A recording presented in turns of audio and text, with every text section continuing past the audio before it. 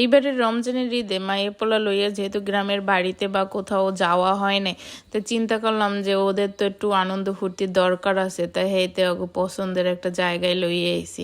আর হেটা হয়েছে বাবুল্যান্ড।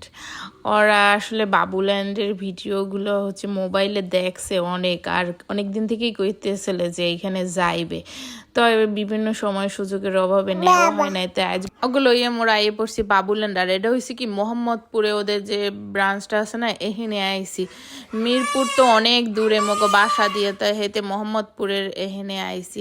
তাই বাবুল্যান্ডে ঢোকার পর মোর আসলে অতটা ভাল লাগে নাই, যে পরিমাণ টিকিটের দাম রাখছে। তাই ভিতরে ঢুকে দেখি অল্প একটু জায়গার মধ্যে অল্প কিছু খেলনা টেলনা, তাই হে অনুযায়ী কিন্তু মোর ভাল লাগে নাই। 400 টাকার টিকিট নেছে মাইয়ে পলক, আবার সাথে ভ্যাটও আছে। 2000 টাকা লাগছে মগো 5 জনের। অবশ্য গার্ডিয়ানকেও কিন্তু আলাদা টিকিট লাগছে, হ্যাঁগো কিন্তু 150 টাকা করে টিকিট, আবার সাথে ভ্যাট। মোর এই ছোট মাইয়েরও কিন্তু টিকিট লাগছে। তাই চিন্তা করেন কতগুলো টাকা রাখছে, 2000 টাকার মতো গেছে মোর টোটাল। এরপর আবার মুজোপুর এনে এখানে আবার মুজো ছাড়া ঢোকা যাইবে না, আলাদাভাবে আবার মুজাও কেনা লাগছে।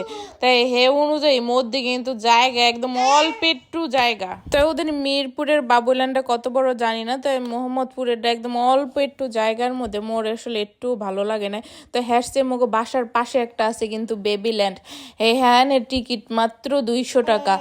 হ্যাঁও যেরকম অনেকগুলো রাইড, মানে যে কয়টা রাইড এখানেও সেই কয়টা রাইডই, কিন্তু এখানে আবার টাকা অনেক বেশি নেছে।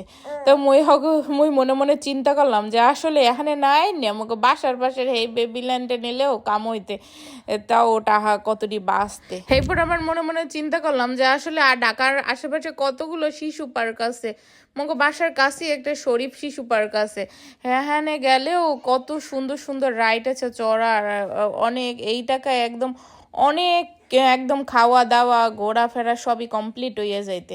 তাই এখানে মোর অতটা ভাল লাগে না, তাই এই মোর মনে হয় শেষ টাইম।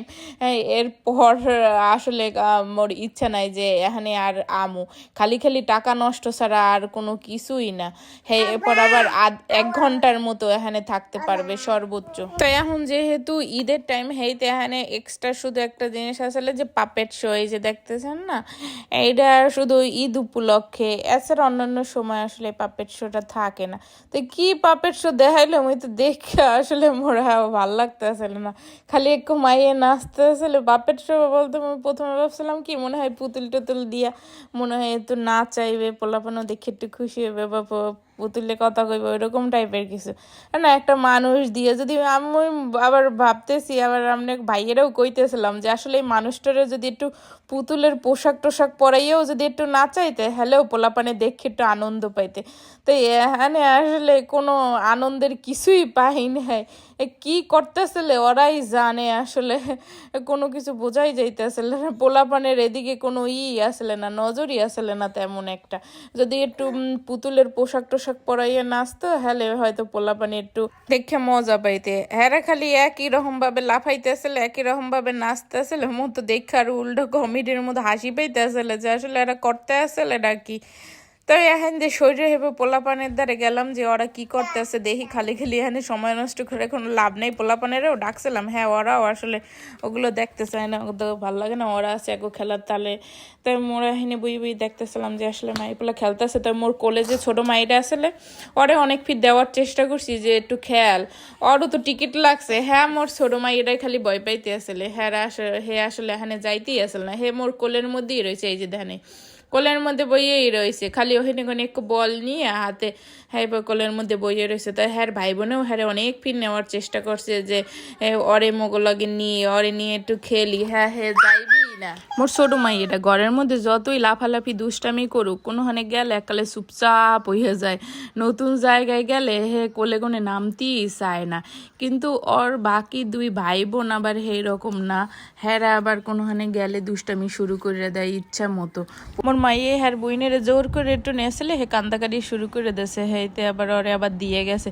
তাই মোর মাঝে মাইয়েরা আবার অন্য সাইডে খেলতে গেছে, এতক্ষণ ধরে এক সাইডে খেলতে খেলতে এককালে বোরিং হয়ে গেছে। পরে আমি কইলাম তাই এই পেশে এখানে জাম্প দিতে আসলে, তাই এখানে হে মজা পাইছে, এখানে ভালোই লাগছে। আবার ছোট বই নিয়ে আবার উকি দিতে আসলে, তো মুই আবার ছোটরা কইতেছিলাম যে বোনের দ্বারে যাবা, হ্যাঁ হে যাইবে না, হে কান্দাকাটি করে। পরে এই পেশায় এই যে ঘোড়ার মতো এগুলো বই দিছি, এখানে বই আবার একটু শান্তি পেয়েছে, হে খুশি হয়ে গেছে। এখানে চুপচাপ বইয়া আসলে এটা আস্তে আস্তে যে ঘুরতে আসে, তো মো পোলা পানি আবার এখানে বই একটু খেলাধুলা করতে আসলে। অগো খেলতে খেলতে আধা ঘন্টার মতো হয়ে গেছে, তো আমি কইতেছিলাম যে এখন চলো এখন বাসার দিকে যাই। আসলে 1 ঘন্টার বেশি এখানে থাকা যাবে না। আর ওরা তো যাইতেই চাইতেছিল না, ওরা কয় না আরও অনেকক্ষণ থাকবে। অনেক বললে কইয়ে জোর করে হে পরে হ্যাঁ দুইজনের অনেক কষ্টে রাজি করাইছি, কয়েক পিল লইয়েছি, হে পরে আবার যে এখানে খেলা শুরু করছে। তো যাওয়ার সময় দেখি এই স্টেজে কিছু পোলাপানি আবার নাচতে আসলে, মিউজিক ছাড়ছে, হে মিউজিকের লগে লগে নাচতে আসে। লগে কইছিলাম যে এখানে যাবি, হ্যাঁ হ্যাঁ লজ্জা পায়, হেতে আর যায় না। তো আজকে ব্লগটা আর বেশি একটা বড় করবো না, এই পর্যন্তই শেষ করবো। তো ছোট্ট ব্লগটা কেমন লাগছে অবশ্যই কিন্তু জানাবেন। সবাই ভালো থাকবেন, আল্লাহ হাফেজ।